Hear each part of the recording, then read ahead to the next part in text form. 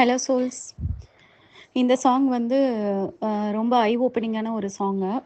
நம்ம சும்மா ரேண்டமா அப்படியே படிக்கும்போது அதோட மீனிங் வந்து புரியாது. நம்ம லைஃப்ல இத வந்து நம்ம வந்து அப்ளை பண்ணி பார்க்கும்போது தான் நம்மளால வந்து அண்டர்ஸ்டாண்ட் பண்ணிக்க முடியும். அதாவது என்னன்னா, காட் வந்து நம்மளுக்கு வந்து அந்த அ அந்த சென்சஸ வந்து குடுத்து, அந்த சென்சஸ்க்கான அந்த பாடி பார்ட்ஸ், அதாவது கண்ணு, காது, மூக்கு, வாயி, அதுக்கப்புறம் டோட்டல் பாடி இத குடுத்து, இந்த பாடி ரிலேட்டடான அந்த பாடி மூலமா அந்த பாடி நம்மளுக்கு கிடைச்சது மூலமா, நம்ம வந்து இந்த வேர்ல்டுல நம்ம என்னலாம் பண்றோம், பார்க்குறோம், கேட்குறோம், அதுக்கப்புறம் அந்த ஃபீல் பண்றோம். ஆ டச்சு இந்த மாரி எல்லாமே இருக்குது இல்லையா? டேஸ்ட் பண்றோம் எல்லாமே. ஸோ இந்த சென்சஸையும் குடுத்து என்ன பண்ணிட்டாரு அப்டின்னா, காட் என்ன மாதிரியான செக் வந்து நம்மளுக்கு வச்சிருக்காரு அப்டின்னா, இ இது வந்து இத யூஸ் பண்ணி, இத டூலா யூஸ் பண்ணி நம்ம என்ன பண்ணியிருக்கணும் அப்டின்னா, அந்த ஒரு விஸ்டம் இருக்கு இல்லையா? Divine wisdom. அந்த டிவைன் விஸ்டம நம்ம ரீச் பண்றதுக்கு முயற்சி பண்ணியிருக்கணும்.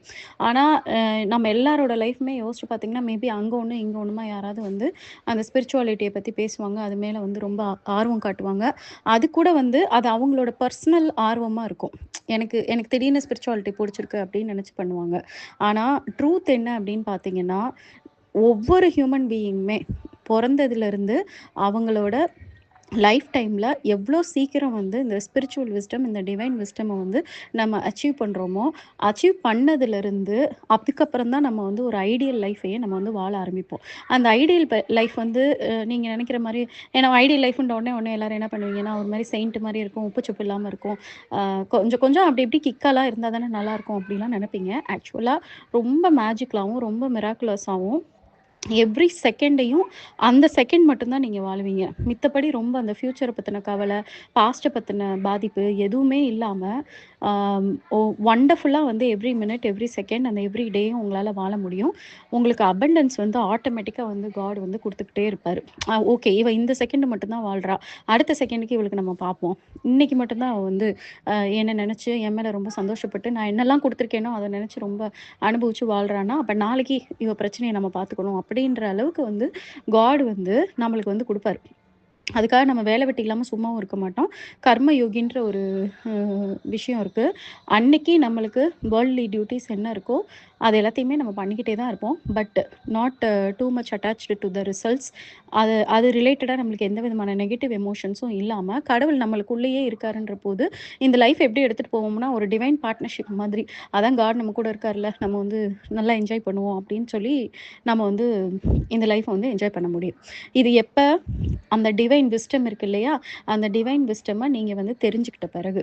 ஆனா அது தெரியாம நீங்க வந்து இருக்கும்போது எப்படி இருக்கும் உங்க லைஃப்னா, ஹாப்பினஸும், அந்த கஷ்டமும், இன்பமும், துன்பமும் மாறி மாறி இருக்கும். உங்க கர்மாப்படி வந்து உங்களுக்கு என்னலாம் நடக்கணுமோ, செத்து சுண்ணாம்பாயி நம்மளுக்கு கர்மா என்ன இருக்குன்னு நம்மளுக்கு தெரியாது இல்லையா?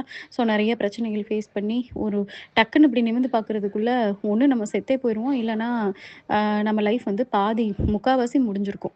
முடிஞ்சு ஓகே இருக்கிற லைஃபையாவது வந்து ஏதோ எப்படியோ ஓட்டுவோம் அப்படின்ற மாரி நம்ம போவோம். அது ஏன் அப்படின்னு பார்த்தீங்கன்னா, நம்ம இந்த டிவைன் விஸ்டம வந்து தேடி அத ரீச் பண்ணணும்னு முயற்சி பண்ணாதனால தான். அதனால நீங்களும் சரி, உங்க ஃபேமிலியில குழந்தைங்க இருக்கிறாங்கன்னாலும், அவங்க எல்லாருக்குமே வந்து எப்படி வந்து நீங்க வந்து ஸ்கூல் எஜுகேஷன் எந்த அளவுக்கு மேண்டேட்டரின்னு நினைக்கிறீங்க? ஸ்கூல் முடிச்சா, அதுக்கடுத்து காலேஜ் போயி, அவங்க ஒரு வேலையில செட்டில் ஆகணுன்றதுக்கு ஆஸ் அ பேரண்ட்டா எந்த அளவுக்கு நீங்க முயற்சி எடுக்கிறீங்களோ, அதே அளவு முயற்சி அவங்களுக்கு வந்து அந்த ஸ்பிரிச்சுவல் நாலேட்ஜ் குடுக்குறதுலயும், அத அட்டைன் பண்றதுக்கும் நீங்க வந்து ஹெல்ப் பண்ணுங்க. நீங்களும் அத எவ்வளோ சீக்கிரம் அச்சீவ் பண்ண முடியுமோ அச்சீவ் பண்ணுங்க. அதுக்கு ஒண்ணுமே வேண்டாம். நான் ஆல்ரெடி சொன்ன மாதிரி தான். மெடிடேஷன் பண்ணுங்க. அதுக்கப்புறம் இந்த மாரி திருமந்திரம் மாதிரியான புக்ல கடவுள பத்தி நல்லா தெரிஞ்சுக்கோங்க. கடவுள்னா யாருன்னு தெரிஞ்சுக்கோங்க. அதுக்கப்புறம் ஸ்பிரிச்சுவல் புக்ஸ வந்து ஏதாவது ஒரு புக்க சூஸ் பண்ணுங்க. அந்த ஒரு புக்க வந்து திரும்பி, திரும்பி, திரும்பி, திரும்பி ரீட் பண்ணுங்க. நீங்க வந்து அப்படியே நெறைய புக்க படிச்சு நெறைய ஞானம் எடுத்துக்கணும்னு இல்ல. எல்லா புக்குமே வந்து ஒரே விஷயத்த தான் சொல்லுது. அதனால choose any one good book. அந்த புக்க எடுத்து திரும்பி திரும்பி படிங்க. நான் நேத்து வந்து Instagramல பார்த்தேன். அவரு ஸ்டீவ் ஜாப்ஸ் வந்து அ கிட்டத்தட்ட அம் த ஏதோ 30 இயர்ஸ் மேலன்னு சொல்லியிருந்தாரு. அந்த ஆட்டோபயோகிராஃபி ஆஃப் யோகி அந்த புக்கையே தான் எவ்ரி இயர் வந்து அவர் வந்து ரீட் பண்ணுவாராம். ஸோ அந்த அளவுக்கு வந்து ஒரே புக்க அவர் திரும்பி திரும்பி படிச்சனால அவரோட ப்ரொஃபஷனல்ல லைஃப்லயும் வந்து அவர் ஒரு பெரிய சக்சஸ்ஃபுல் பெர்சனா இருந்தாரு. அந்த மாதிரி ஏதாவது ஒரு புக்க வந்து சூஸ் பண்ணிக்கோங்க.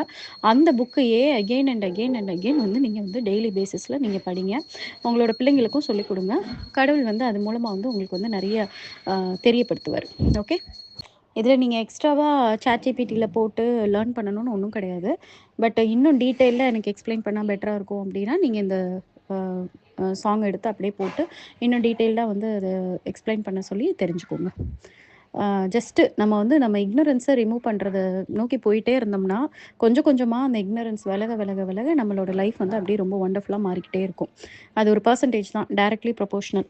கொஞ்சம் இக்னரன்ஸ் போச்சுன்னா, கொஞ்சம் அபண்டன்ஸ் கிடைக்கும். நெறைய இக்னரன்ஸ் போச்சுன்னா, நெறைய அபண்டன்ஸ் கிடைக்கும். அவ்வளோதான்.